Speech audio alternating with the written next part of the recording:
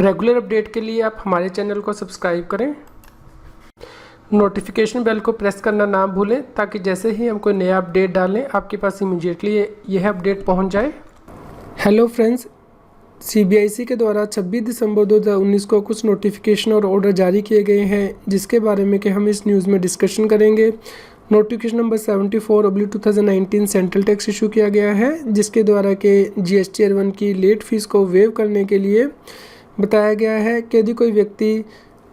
19 दिसंबर 2019 से 10 जनवरी 2020 के बीच में अपनी जीएसटी R1 को फाइल कर देता है जुलाई 2017 से नवंबर 2019 के पीरियड के लिए, तो उसकी जीएसटी R1 को लेट फाइल करने की जो लेट फीस है वो वेव कर दी जाएगी। इस प्रकार यदि किसी व्यक्ति ने 19 दिसंबर 2019 से पहले जीएसटी R1 को डिले से फाइल किया है तो उसकी लेट फीस नहीं वेव की गई है। इसी प्रकार यदि कोई व्यक्ति 10 जनवरी 2020 के बाद जीएसटी R1 को लेट फाइल करेगा जुलाई 2017 से नवंबर 2019 के पीरियड के लिए, तो उसकी भी लेट फीस माफ़ नहीं होगी। इसके अलावा सीबीआईसी ने notification number 75/2019 central tax issue किया है जो कि 26 दिसंबर 2019 को इशू किया है, जिसके द्वारा के CGST 9th amendment rule 2019 notify किए गए हैं। इसमें सीबीआईसी ने रूल 36 सब रूल 4 के अंतर्गत जहां पे वो 20% दिया गया था उसे 10% कर दिया है, लेकिन ये विद इफेक्ट फ्रॉम 1 जनवरी 2020 किया गया है। यानी कि यदि सप्लायर इनवाइसेस अपलोड नहीं करता है तो उस केस में रिसिपिएंट अपने GST R2A में जो उसका एलिजिबल इनपुट टैक्स क्रेडिट होगा उसका 10% अमाउंट ही वो क्लेम कर सकता है उन इनवाइसेस का जो कि सप्लायर ने अपलोड नहीं की हैं। इसके अलावा सरकार ने इसी नोटिफिकेशन में रूल 86 के बाद बहुत इंपॉर्टेंट अमेंडमेंट की है और नया रूल इंसर्ट किया है, rule 86A,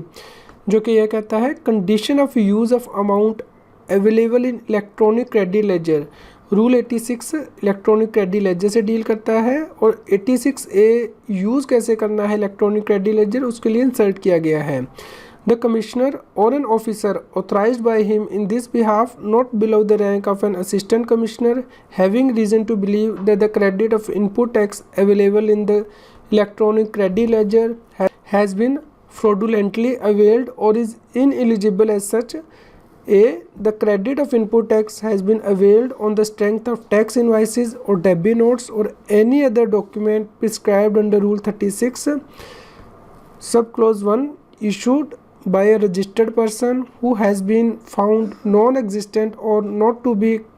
conducting any business from any place for which registration has been obtained, or clause 2, without receipt of goods or service or both, or clause B, the credit of input tax has been availed on the strength of tax invoices or debit notes or any other document prescribed under Rule 36 in respect of any supply, the tax charge inspector which has not been paid to the government, or clause C, the registered person availing the credit of input tax has been found non-existent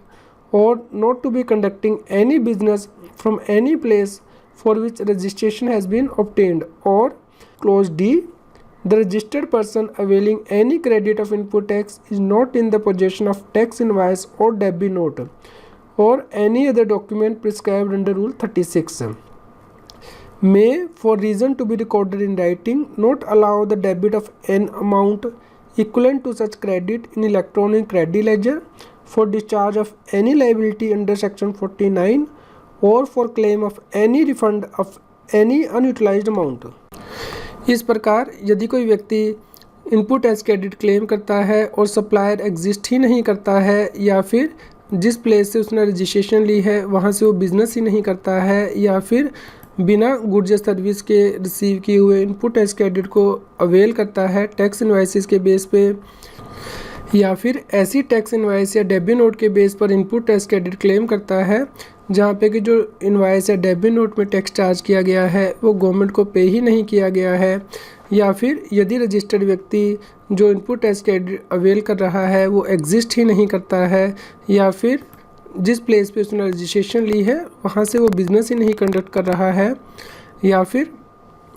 जो व्यक्ति input tax credit claim कर रहा है उसके पास tax invoice या debit note या जो दूसरे प्रिस्क्राइब डॉक्यूमेंट हैं वो नहीं है, तो उस केस में अब कमिश्नर को ये पावर दी गई है कि वह या फिर उसके द्वारा ऑथराइज़ किया गया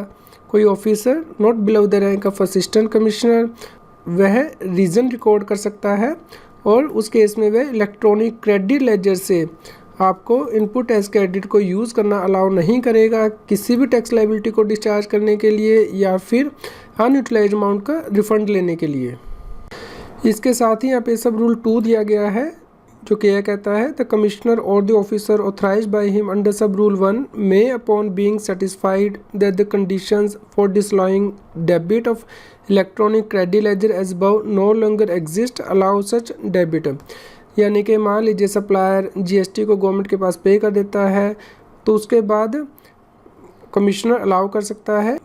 इनपुट टैक्स क्रेडिट है वो इलेक्ट्रॉनिक क्रेडिट लेजर से यूज़ किया जा सकता है।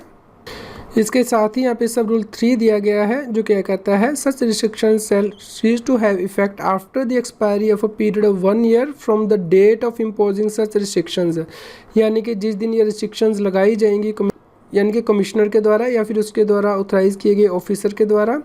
तो वह 1 साल तक ही वैलिड रहेंगी और 1 साल के बाद ये रिस्ट्रिक्शन अपने आप ख़त्म हो जाएंगी। इसके साथ ही सरकार ने रूल 138 सब रूल ई में भी अमेंडमेंट की है with effect from 11 January 2020।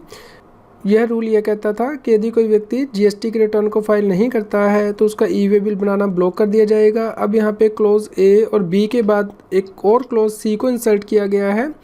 Being a person other than a person specified in close A has not furnished the statement of outward supplies for any 2 months और क्वार्टर एज द केस में भी। यानी कि यदि कोई व्यक्ति जीएसटी की composition scheme को ऑप्ट नहीं करता है या फिर नोटिफिकेशन जहाँ पे कि उसे 6% CGST 6% SGST पे करना है उसके अलावा है, और वो अपनी आउटवर्ड सप्लाई यानी कि GSTR 1 की रिटर्न को किसी भी 2 महीने या फिर 2 क्वार्टर के लिए फाइल नहीं करेगा तो उसका ई वे बिल बनाना ब्लॉक कर दिया जाएगा। सरकार ने notification number 76/2019 central tax issue किया है ऑन 26 दिसंबर 2019, जिसमें कि GSTR 1 की ड्यू डेट को एक्सटेंड किया है उन रजिस्टर्ड टैक्स पेयर के लिए जिनका के principal place of business Assam, Manipur, Tripura में है और जिनकी के एनुअल टर्नओवर 1.5 करोड़ रुपये से ज़्यादा है प्रीसीडिंग फाइनेंशियल ईयर में या फिर करंट फाइनेंशियल ईयर में। उन्हें नवंबर 2019 की GSTR 1 31 दिसंबर 2019 तक फाइल करनी है। इसके अलावा CBIC ने एक और notification number 77/2019 central tax issue किया है ऑन 26 दिसंबर 2019, जिसमें कि CBIC ने GSTR 3B की डेट को एक्सटेंड किया है असम, मणिपुर, मेघालय, त्रिपुरा में जिन टैक्स पेयर का रजिस्टर्ड प्लेस ऑफ बिजनेस है उनके लिए नवंबर 2019 के लिए GSTR 3B को फाइल करने की लास्ट डेट 31 दिसंबर 2019 की गई है। इसके अलावा CBIC ने notification number 78/2019 central tax issue किया है ऑन 26 दिसंबर 2019, जिसमें कि CBIC ने GSTR 7 की ड्यू डेट को एक्सटेंड किया है उन टैक्स पेयर के लिए जिनका के principal place of business Assam, Manipur, Tripura में है। उनके लिए नवंबर 2019 के लिए GSTR 7 की ड्यू डेट 25 दिसंबर 2019 की गई है। इसके अलावा CBIC के द्वारा removal of difficulty order number 10/2019 central tax issue किया गया है ऑन 26 दिसंबर 2019, जिसके द्वारा के GSTR 9 और 9C के अंतर्गत जो एनुअल रिटर्न फाइल करनी है फाइनेंशियल 2017-18 के लिए, उसके लिए अपडेट 31 दिसंबर 2019 से बढ़ाकर 31 जनवरी 2020 कर दी है। इस प्रकार 1 जुलाई 2017 से 31 मार्च 2018 तक जिन व्यक्तियों को एनुअल रिटर्न फाइल करनी है GSTR 9 में और या फिर जिनका के ऑडिट होना है टर्नओवर 2 करोड़ से ज़्यादा है, उन्हें audit reconciliation statement GSTR 9C में फ़ाइल करनी है। उन्हें यह स्टेटमेंट अब 31 जनवरी 2020 तक फाइल करनी है। आप इन सभी नोटिफिकेशन और ऑर्डर को डाउनलोड कर सकते हैं। इनका लिंक इस न्यूज़ की वीडियो डिस्क्रिप्शन में भी दिया गया है। चलिए फ्रेंड्स, मैं आपको रीकैप करवा देता हूँ नोटिफिकेशन के मेन पॉइंट क्या है। सबसे पहले आपको की पॉइंट जो याद रखना है वो रूल 86A से याद रखना है कि इनपुट टैक्स क्रेडिट को ब्लॉक कर दिया गया है, इसलिए इस रूल को आप ध्यान से पढ़िए। जो आपके क्लाइंट्स हैं उन्हें इंटीमेट कर दीजिए कि अब इनपुट टैक्स क्रेडिट को ब्लॉक किया जा सकता है। दूसरा, GSTR 1 की लेट फीस को वेव किया है, लेकिन ये स्पेसिफाइड पीरियड में यदि आप फाइल करते हैं तो ही वेव की गई है, अदरवाइज़ वेव नहीं की गई है। इसलिए यदि आपने अभी तक अपनी GSTR 1 को फाइल नहीं किया है तो आप जल्दी से इसे फाइल कर दीजिए। GSTR 1 और GSTR 3B की डेट एक्सटेंड की गई है नॉर्थ ईस्टर्न स्टेट्स के लिए नवंबर 2019 के लिए। GSTR 7 की डेट एक्सटेंड की गई है नवंबर 2019 के लिए नॉर्थ ईस्टर्न स्टेट्स के लिए। GSTR 9 और 9C की डेट फाइनेंशियल ईयर 2017-18 के लिए एक्सटेंड की गई है। अब आप 31 जनवरी 2020 तक ये रिटर्न फाइल कर सकते हैं। तो फ्रेंड्स, यदि आपको वीडियो पसंद आई हो तो कृपया लाइक कीजिए और शेयर कीजिए ताकि सभी लोगों को इसका बेनिफिट मिल सके।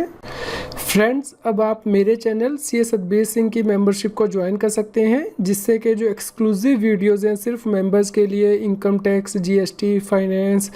एक्स्ट्रा पर उन्हें रेफ़र कर सकते हैं। मेरे सब्सक्राइबर के लिए खुशी की खबर है कि अब आप इनकम टैक्स और GST को लाइव सीख सकते हैं। इसके लिए आपको unacademy.com/plus वेबसाइट पर जाकर सब्सक्रिप्शन लेनी है। आपको गोल में CA एग्ज़ाम सेलेक्ट करना है। यदि आप referral code CA Satbir use करेंगे तो आपको 10% डिस्काउंट भी मिलेगा। तो आप ज़्यादा से ज़्यादा लोगों से इस वीडियो को शेयर कीजिए ताकि लोग इन क्लासेस का फ़ायदा उठा सकें।